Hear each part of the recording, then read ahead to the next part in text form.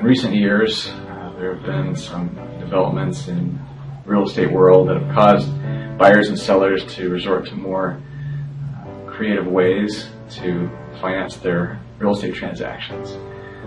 Two different things that I'm seeing more of recently are seller carryback financing and lease option contracts. In a seller-back financing situation, you have the seller acting like a lender, carrying back the balance owed on the home, and the buyer agreeing to pay that amount in the form of a loan or a promissory note.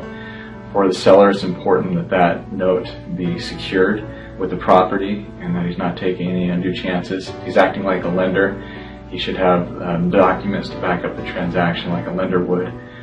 For the buyer in a seller carryback financing situation, you want to make sure that the terms are fair, that there's no prepayment penalties or title issues that will become an issue. A lease option contract is essentially a situation where you're leasing property, but there's also an agreement or an option to purchase the property. Sometimes there's an option window or an option price or a formula to purchase the property under the option.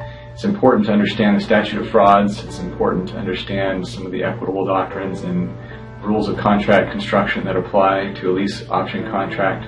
I actually recommend that you keep those two documents separate instead of having a combined lease option contract, a lease agreement for what a lease agreement does, and an option contract if you want to grant an option to purchase the contract in the future.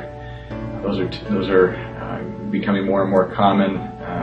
If you have a lease option contract that was drafted in the past that needs to be interpreted, there can be some problems depending on how it was prepared. So that's something I can help with. If you have any questions with a lease option contract or seller carryback financing, give me a call and I'd love to help you sort through those issues and advise you.